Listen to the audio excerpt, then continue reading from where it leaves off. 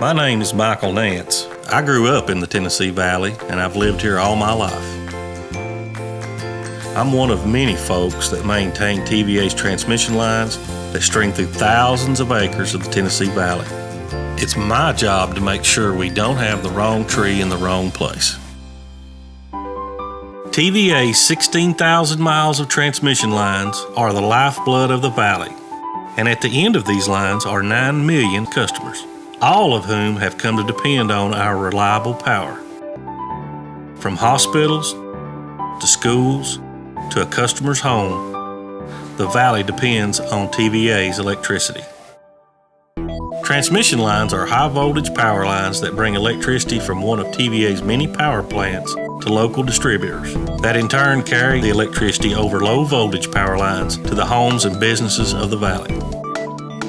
If you've been around these lines as long as I have, you get to understand why trees and power lines don't mix. Now you can see right here, this indicates the easement. There's the right-of-way. When TVA began bringing electricity to the valley in the early 1930s, it purchased easement rights from landowners. Most of these were rural farmers. Because of the growth in the valley, many of these transmission lines now run through suburban neighborhoods, where owners are often unaware of these easement rights. It's my job to meet with the homeowners that live next to these transmission lines and explain to them TVA's right-of-way policies. Under a transmission line easement, property owners have a responsibility not to place or grow things in the right-of-way that could hamper access to the lines for maintenance or repairs, or that might get close enough to the lines to short them out. One wrong tree in the wrong place could catch a house on fire or shut down an entire city. When the demand for electricity is high in the valley, more power has to be distributed through these high-voltage lines. This causes the lines to sag by many feet. I've seen it firsthand many times. And transmission lines can also sway in heavy winds, touching trees that appear to be outside the right-of-way. And keep in mind that these transmission lines don't even need to touch the trees. Electricity can jump or flash over from these high-voltage lines from as far away as 10 feet. TVA has one of the most reliable transmission systems in the nation. But one cedar tree touching a transmission line could put a homeowner in grave danger. But the danger goes beyond just the area of contact. Because TVA's transmission lines are connected to the eastern grid, a tree touching a line in the Tennessee Valley could shut down the power in New York City. And this is what happened with the Northeast blackout of 2003. A transmission line under a heavy load in northern Ohio came in contact with a tree.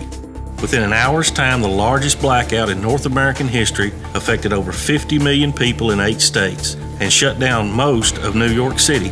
11 people died, and it cost the United States about $5 billion in economic damage. A right-of-way is an integral part of the transmission system.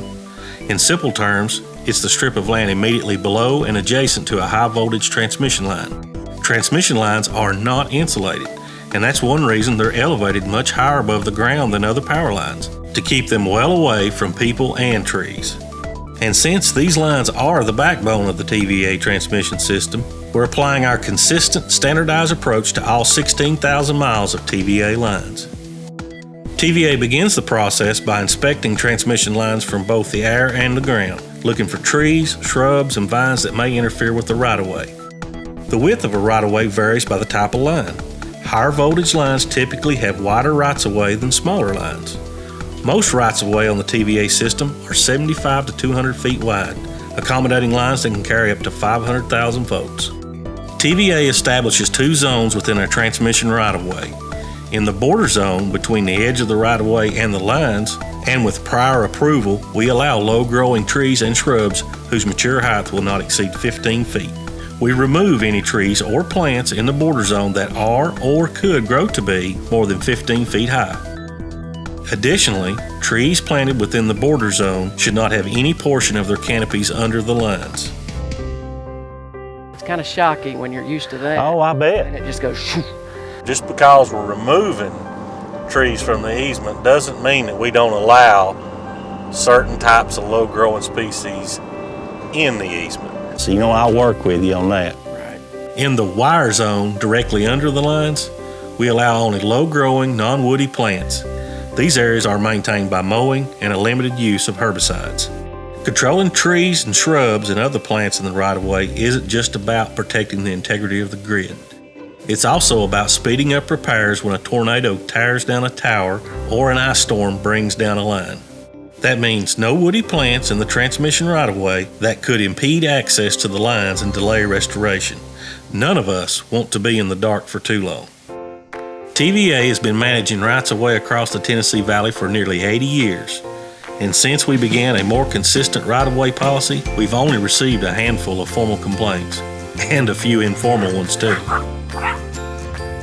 TVA just wants to put the right tree in the right place, so everyone can enjoy the benefits of safe and reliable power.